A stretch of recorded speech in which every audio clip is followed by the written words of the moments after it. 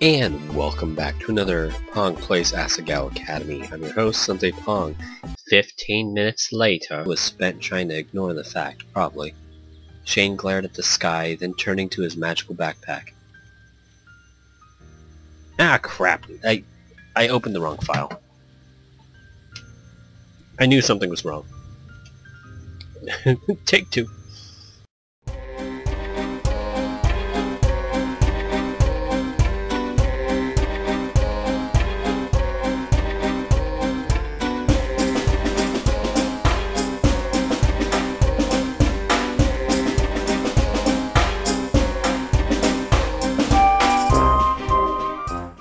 Apparently I didn't save, so I couldn't just pull it up, because none of my files were correct. So, I redid it and did a quick skip, and here it is. So, welcome back to another Pong Plays Asagao Academy Normal Boots Club. And as I promised, this is the worst ending for Shane. Despite the little malfunction I had personally, this one was actually a little bit tricky to figure out.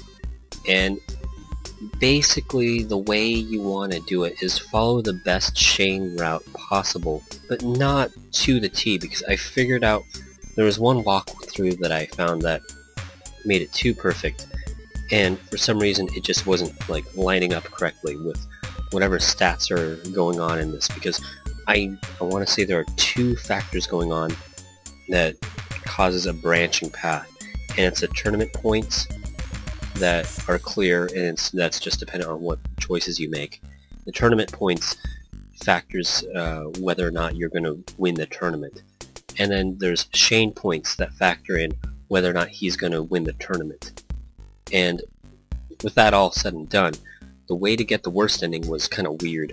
You have to follow the best route possible, but there's 2 points that can mess it up completely. So when you talked to Caddy earlier and you think to yourself, okay, asking Caddy for advice on Shane, you think to yourself, okay, should I apologize to him or let him be? You want to apologize. And then, second time, the more important factor is when you and Shane are planning the picnic, he asks if he can bring his sketchbook to draw you. And then what you want to say, you have 3 choices. You say, of course, or you say no. That's the obvious ones, but the middle one is the one you want to choose. That's only if you can bring your comics, and that's how I got here. It's kind of funny how it all works out. So, let's carry on. Mai poked fun at me. Who gets so excited over something as chill as a picnic? But then, he gave me a soft pink blanket just before we turned in. It's my favorite. They'll bring you lots of good luck. Really? I want to bet you on that. With that in hand, I rose early and got ready for the picnic. Mai was still sleeping. The tournament took place the same day as one of her biggest games, and I doubted she would bother getting out of bed before noon. Ba-dum-ba-dum-bum. Shane knocked, right on time as always. Just before I went to the door, I passed my new Normal Boots jacket. With a grin, I slipped it over my shoulders. The newest member of the Normal Boots Club. Hey. I see you're up on time. Yeah. Of course I am. Ready to go? Yep, I even remembered to pick up those sandwiches. My heart stopped as I turned to the basket in my hands. I forgot. Now, calm down, Hannah. I got him. He packed the sandwiches on the top of the basket, then took it from me with an easy grin. Now let's get going. The day wasn't as warm as I would have liked, but at least it was sunny out. The weather report was right, for once. And as Shane and I made our way through the picnic field, we traded jokes and comebacks. I prepared for today. I was definitely going to impress him. Okay, so have you heard of this one? Did you know in the 1999 game, The Tour of Worlds, hackers have been able to dismantle the code of the game to extract symbols? Oh yeah, that was actually in Tour of Worlds too. Now, I said this in the last recording, and then I realized I was actually unlocking the best ending because I messed up on the save files. But this was a thought that I had in my original gameplay, but I wasn't really sure, and I'm going to be stupid. I'm just going to put it out there. So I think Tour of Worlds is a reference to a game called Two Worlds, and there's Two Worlds 1 and Two Worlds 2.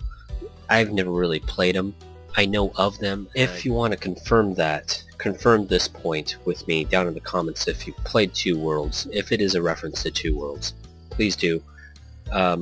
This kind of goes out to Birdie Berry, because I know you've played this game, so you probably know. I'm going on a tangent. Jeez, fine. But, did you know they recently cryptographed the symbols and found out they've formed a secret phrase? Really? Really? It said, I bet you can't decode this. Shane made a noise akin to something coming out of a horse. Dicks. What's even the point? I know. I want it to be something more meaningful. It's Boss Santoon Studios, right? Terrible. Though, good fact, I didn't know about that one. I beamed, happiness blooming within me. Hey, now, don't let that get to your head now. Hey! Does this spot look good? Anywhere is fine, dear. It's up to you. Let's set up over there, then. I set the basket down in the grass, and Shane hung the pink blanket over his arm, reminiscent of a butler. Can you lay the blanket down while I get the plates set up? It was colder than I imagined it would be, but I spent so long preparing that there was no way anything big would go wrong. So we think. Bum bum bum. I should be more confident in myself. That's what I thought. Right as I pulled 6 spoons out of my basket. There were only supposed to be 2. Is something wrong? Shane flapped the blanket open. We watched it float to the ground like a butterfly. Yeah, actually. There's 6 spoons in here. Shane shrugged. So? No. You don't understand. There are 6 spoons. That means... My hand searched the rest of the blanket, almost frantically. That means there's no forks. That's it? We can make do without it. We don't have any fork-worthy items anyway. He sat down then and started helping me unload the basket. I put a hand out to stop him. No! I need to check if anything else is wrong. My voice wavered, but only slightly. Shane sighed and reached behind him. Out of his backpack he pulled a fork. I brought this just in case. In case what? In case. You can use it. Alright, thanks. So, we wouldn't have this issue if we just carried sporks. Just saying. I accepted the fork, but still. It wasn't that I needed a fork, it was that I forgot it in the first place. Something else was bothering me too. I didn't really want to bring it up, but maybe if I clarified it, the niggling doubt would go away. Shane, did you ever go on a picnic with Emily? Shane's eyes narrowed. No. No, I didn't. Why? I was just wondering. You're not still worried about her, are you? I left England to get rid of her, remember? Yeah, I remember. Hannah, please, tell me the truth. Are you still worried about Emily? Okay, and so this is actually the other important point to mention. You need to say, no, of course not, to unlock this ending. At least I think this is the route formula you need to take. Shane frowned at me, obviously unconvinced. I mean it. Anyways, let's eat. I tried my best to push it out of my mind, taking our sandwiches from the basket. I might have messed up, but at least I knew these were good. Shane helped me make them, after all. Turkey and avocado for me, ham and cheese for Shane. Every time I say that line, I just, crave a hoagie. As I relished in my first bite, I tried not to worry. Shane was right. It wasn't a big deal. The cool breeze invigorated me, and I decided that I was going to have a good time no matter what. Hey. How's your sandwich? Good. I smiled, covering my mouth in case there was something in my teeth. As I did, a small wind picked up. It was a chilly wind, and I shivered. Then a drop of water hit my glasses. Is it raining? Shane paused mid-chew, putting his palm into the air. I don't feel anything. Like him, I gazed up again. There were some clouds, but they were mostly the fluffy white ones. Right, I need to calm down. But it was hard to stay optimistic at this point. Shane must have noticed the look on my face, because he slipped his hand into mine. I smiled at the ground, willing my palms to stay dry. Sorry if my hand is sweaty. We were worried about the same thing? A devilish idea came to my mind, and I did my best to hide my grin. It feels like you just washed your hands and barely dried them. Oh, shit. He released his already loose hold and tried to wiggle out of my grasp, but I held on. Nope. Don't worry about it, really. A cold drop hit the top of my head, and I looked up. Dark clouds were moving in fast above us, like God drawing a blanket over the sky. Another drop splattered against my cheek. No. Looks like it's gonna rain. No. The weather report said sunny all day. Well, sometimes those can be wrong, Hannah. I let go of his hand and held my palm towards the sky, daring another drop to fall. Shane's eyes were on the sky as well, as I cursed the heavens. Is this the best you can do? Is this all you've got? I don't remember the line. If you know what movie I'm trying to reference here, leave your comments down below. It's a little fun in-comment game, I suppose. Weather reports aren't always accurate.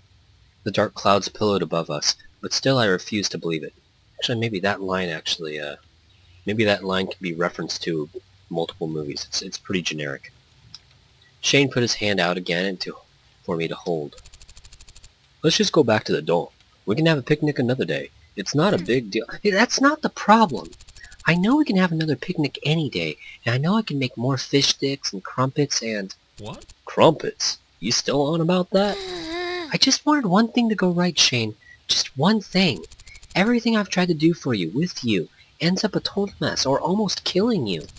Maybe some of it was bad luck, but after a while the only conclusion was that I was the problem. A gust of wind blew through. Several droplets landed on me, dotting the lenses of my glasses.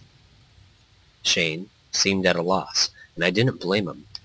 Not only was the picnic being ruined by rain, but now I was ruining it with my stupid emotional outburst. And now I'm making it even worse. My voice cracked. Hannah. The dam broke. My tears fell freely, as did the rain, right on cue. Shane put a hand around my shoulders, but even though bleary eyes I could see his jacket getting wetter and wetter, I shrugged off his touch. From the first moment you met me, you absolutely hated me. When I wanted to join a club, you warned everyone against me. When I asked to be in the tournament, you told me I couldn't do it. I made those crumpets, those damn crumpets. The last thing I wanted to do was cause you pain. Those are normal mistakes, Hannah. I just wanted you to like me, Shane, the whole time. I was homesick and lonely, and I thought you felt the same way. I just wanted to see you smile. It took so long just to get a laugh out of you. But you did, didn't you? Yeah, but... And you did it without even trying. Shane tucked a strand of rain-soaked hair behind my ear, smiling gently down at me. See? You just need to be yourself. You really thought I didn't like you? Of course not. You're always on about your ex-girlfriend. I felt like I wasn't even important enough to get the time of day from you. And after trying all this time, I still feel like you don't really care about me. Shane looked as though he'd been slapped. What? I mean it. It's not... No. I was trying to show you I liked you. I asked you to do homework with me. I asked you to be my model for our art class. We went on the fucking flower festival together, Hannah. You think I was doing that out of some English courtesy? I liked you from the start. Now I say I didn't know just how to express it. There's no need to compare yourself with Emily. You're two totally different people. He stared into the sky, face blank. Tears streamed down my face, and I wiped them furiously at them, even though I could hardly tell the difference between tears and rain. I'm gonna get out of this rain. If you quit your crying, we can try and talk about this back where it's dry and quiet. He put a hand on my shoulder, peering into my face. Alright? Alright. Now, we didn't talk much on the way back. It would have been hard to hear each other over the now roaring winds. Anyhow, we dropped off at Bluebell House. Shane was soaking wet. and he wanted to change. Bluebell was closer to the entrance than Primrose was. Shane held open the door for me, and I headed inside, about to breathe with relief at finally being away from those prying eyes, where prying eyes could see us. But Gerard was there, inspecting an IBK figurine on the couch. Oh wow! Oh wow! You go swimming, Hannah? Not quite. Shane's reply was stiff and somewhat harsh. Despite being only 2 words, Gerard's glanced from me to Shane. Oh yeah, I forgot something downstairs in the kitchen. I'm just gonna go grab it. It'll only take me 5 minutes or so. Later, guys! Sorry, Hannah. I'll be back. Gerard. Gerard. I wasn't sure if I wanted him to stay while we were in such a sour mood, but I almost certainly didn't want him to leave. Gerard waved and shut the door behind him. You're not gonna stand there and watch me change, are you? No, sorry. I skipped out into the hallway and shut the door. Finally, I had some space to think. But almost no thoughts came. I was so tense that my stomach was hurting, and nothing productive entered my mind. Instead, flashes of Emily popped into my head. Emily and Emma, and me, standing next to them. He didn't mean to make me feel this way, but at the same time, he definitely made me feel like a replacement. Even if it wasn't what he intended. Sometimes people express their true feelings without thinking. So Shane's true feelings were... Shane opened the door and I jumped. Oh, better? Walma. Come in here for a second. Back into the bedroom I went, sitting on the couch with a heavy thump. So, what is it? Shane leaned on the wall across from me, eyes narrowed. It was like I was being interrogated. I stared at my shoes. Bits of mud hugged the bottom of them. You never liked me from the start. I thought we were getting along well. We went to the flower festival. I thought I made it clear I wanted to go with you. You acted like you didn't want to at all, at the time. I doubt that. But I remember differently. Shane ran a hand through his hair. Small flecks of water sprang into the air. Is that really what you were upset about? It's just... It seems like Emily... So this is about Emily? That's why this is happening? You talk about her a lot, and you tell me I'm a lot like her. It's not hard to feel like I'm just a rebound, a replacement. That's not it at all. Maybe I shouldn't talk about it so much, but everyone has good qualities. I want nothing to do with her anymore. That's why I moved away. You were comparing me to her before we even knew each other. You were viewing me through the lens of her for the first moment you saw me. Just because we both have pink hair doesn't mean we're the same person. I know, and you helped me learn that. Because of you, I see some good in people, since you're like that. Emily wasn't like that. Why do you do that? Even the compliments you give me are based off of Emily. You're like the good thing. You're like the good things, Emily. But even better. So how about I date you instead? It's not like that at all. It's not like that, really. It makes me so sad, Shane. It hurts to feel this way. Shane stared at the floor, completely silent. I could almost see the cogs turning in his mind. He was struggling to find a way to spin this well. I didn't want him to spin it. I just wanted him to understand. I can see how you would get that impression, but please believe me when I say you are not a replacement. The last thing I want is another Emily. I guess. It was all I could truthfully say. I didn't believe him. Shane pinched the space between his eyebrows. Okay, Hannah, you got me. His voice was monotone, devoid of all emotion. I'm not going to argue anymore. If you think you're a replacement, then so be it. I'm tired of trying to convince you. He sighed, then dropped his gaze. Even now, even on the other side of the planet, Give me some time to think about this, okay? Sure. There's a lot to think about. I'll walk you out. Thanks. I headed from the room, Shane following a few seconds behind me. As we walked down the hall, I felt a flicker of desire, wanting to hold his hand again. It faded as quickly as it came. As we emerged into the first floor hallway, Gerard stopped. Hey, Hana. Leaving so soon? She's got a lot of homework. Shane went straight to the door, and after an apologetic look at Gerard, I followed. By the time we got outside, the rain had stopped. Instead, dark and gloomy clouds hung overhead, the air cold with moisture. My clothes were still wet on my back, and now starting to itch as the water struggled to evaporate, as if I wasn't already uncomfortable enough. Thankfully, Primrose House wasn't far, and we were inside before the silence grew too awkward to handle. I stopped in front of my door, one hand on the doorknob. I'll be heading in then. Wait. I have something for you. I wanted to give it to you under a different circumstance, but... Shane withdrew a packet of paper from underneath his jacket and handed them sheepishly to me. What are these? You'll see. The papers had drawings on them. Comics. A girl, who I knew to be Emily, stood with a boy who looked a lot like Shane. My hands trembled as I flipped to the next page. Emily and Shane holding hands. Emily and Shane baking together. Emily and Shane going to the movies. Now they were gardening. Now they were making arts and crafts.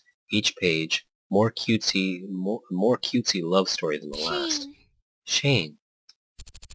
I wanted you to understand how I felt. I don't understand. What? You don't? I handed the papers gently back, not wanting to bend them. They obviously meant a lot to him. Hana. My hands bunched into fists, knuckles turning white. I know that Emma is based off of Emily, so... Really? Are you seriously... I just don't understand. Shane didn't respond. He only stared at me. After a few seconds, he put the comics back under his jacket. I don't either. Hana, I think...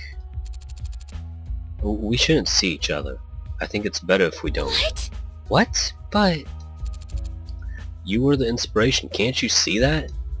I stared at the floor. Even if he said it, that didn't make it true. Just forget about it.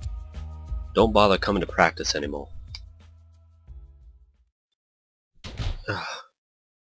His shoes vanished from my field of vision. The sound of footsteps faded.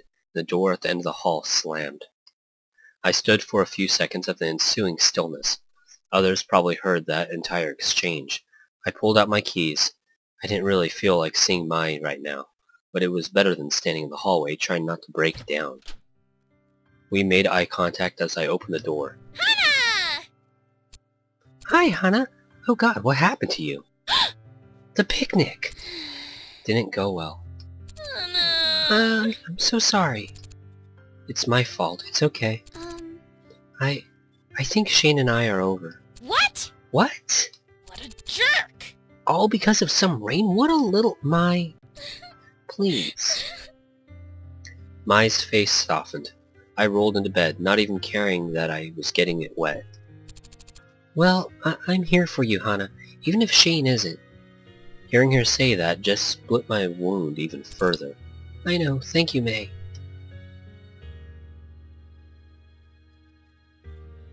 I didn't end up seeing any of them again. In class, I turned my face away. At the first practice, I resigned. It just wasn't meant to be for me and Shane. Then, over fall break, Mai showed me a picture. Shane and a girl with pink hair, smiling over a meal in a pub.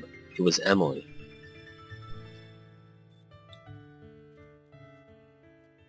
It was Emily. I was right.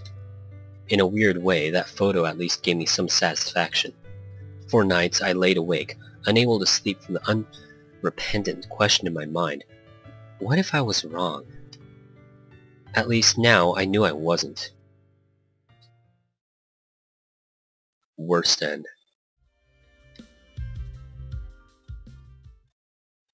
Asagao Academy, Normal Boots Club. And with that, that was the worst ending possible with Shane. I can see how that's a bit worse than just being left in the rain and going into like a little bit of a depression. But now it doesn't say whether or not she left Asagao or not, but I think it's one of those things where she still had Mai as a friend, so it wasn't like too bad, I think. So she might have still stayed in Asagao. Deep cuts and old flames. That was pretty depressing.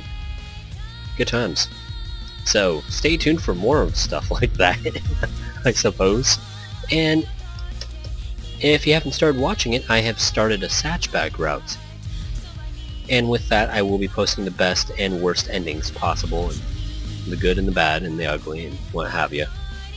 So, go check that out. I also have some other things on my channel that you may be interested in. I do bedtime stories for children, and I do a little bit of analysis. My VGT series. I've got VGT, then VGT 101. Unfortunately, my older VGT stuff was recorded with my old computer and my old microphones, so it's like sound quality is bad. Also, it's not an HD, because I just recently figured that out. I'm just going to put this out there, not exactly sure if any of you listeners and viewers of my channel would be interested in this, but I started helping Reigns of Onyx, who I've mentioned before on a few Let's Plays. Okay, well, his real name's out there anyway, so let's just call him Trent. Trent is out there. Trent has started a new podcast, a sports podcast, and I'm helping him manage the YouTube channel.